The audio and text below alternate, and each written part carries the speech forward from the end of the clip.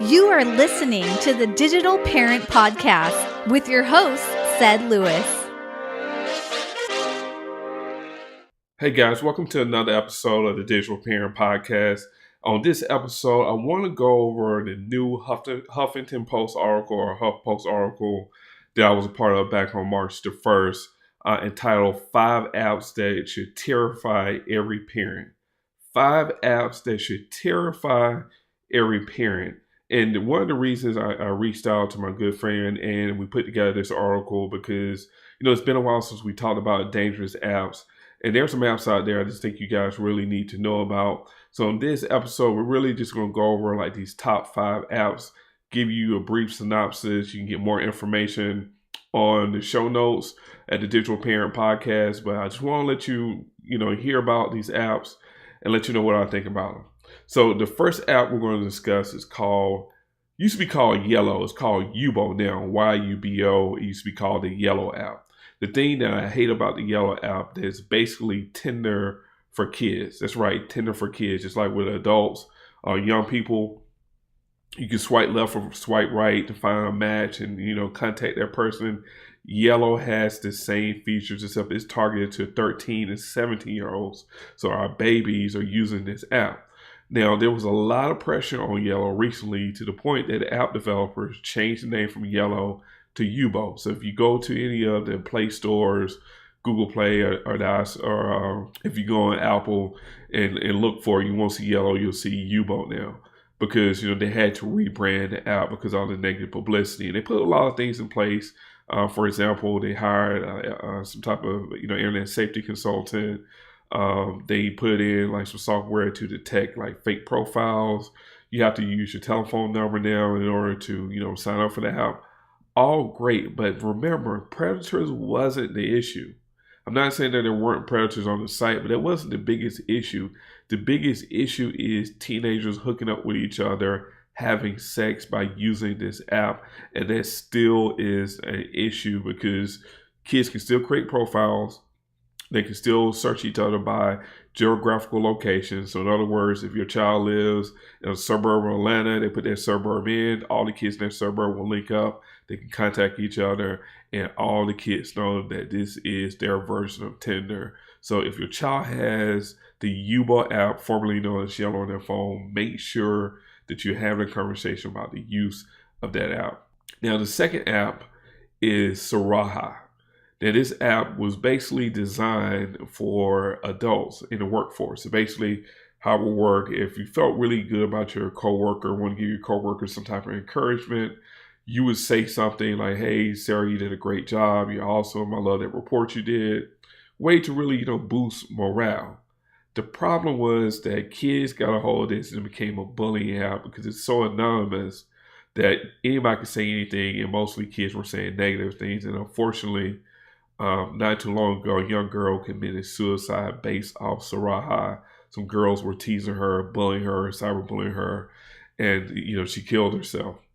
And the mom, what she did in response is that she got a petition of like almost 500,000 signatures to have the app removed for all app stores.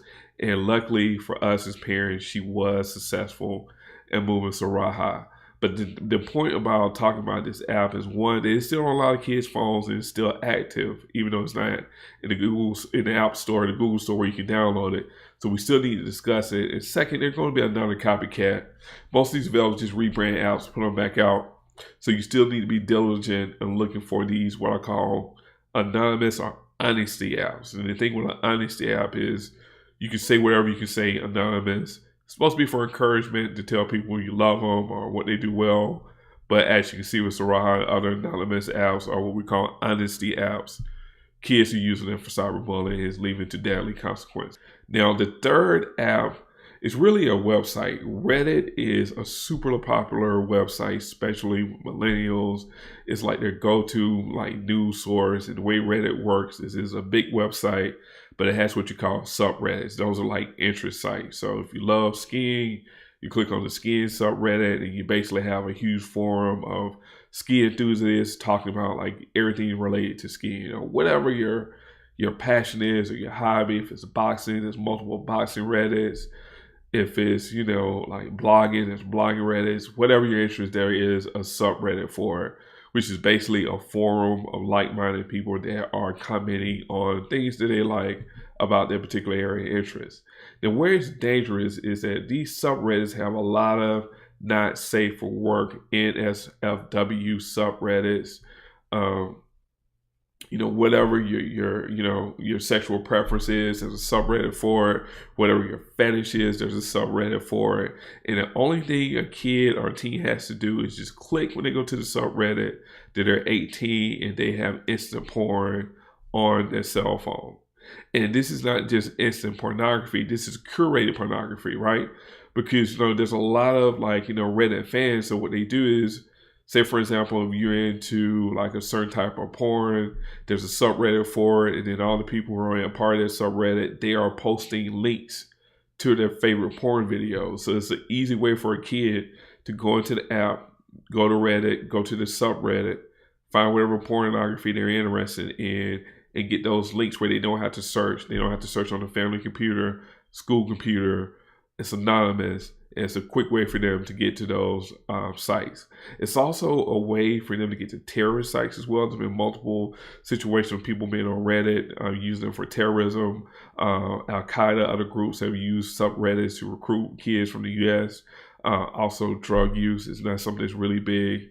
There are a lot of subreddits teaching kids how to mail drugs to their house so they don't have to go out in the streets and purchase them.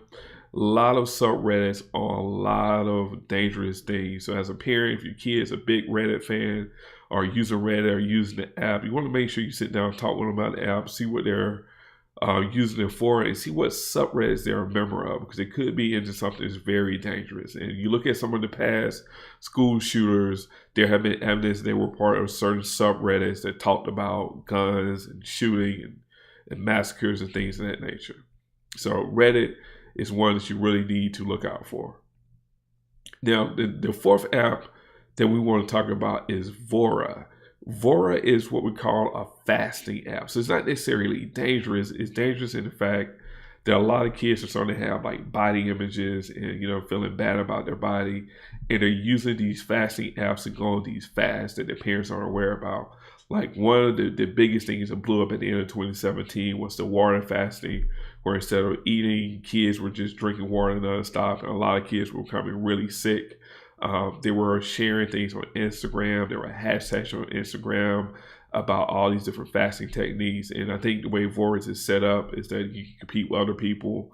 And you can really, it's a way for you to track your fasting and your health.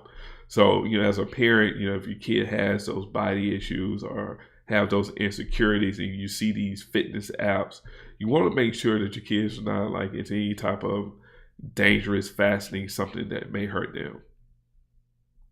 And the last app is Omegle, which is a live video streaming chat app that just strictly allow kids to talk with strangers, which is super, super dangerous. The app, the developer says it's a great way to meet new friends, but unfortunately, kids are using this to chat with each other late at night, to hook up with each other after school.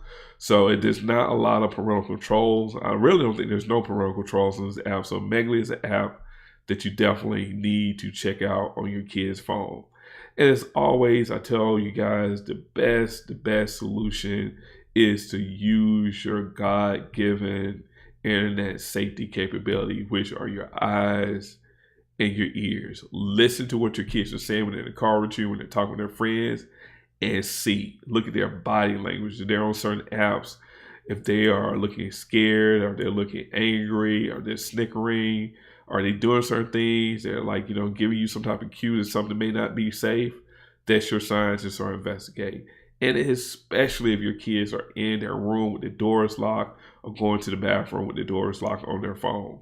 That's another red hot indicator. So this was a very quick podcast. I really hope you like, this show and the 5 apps that we discovered.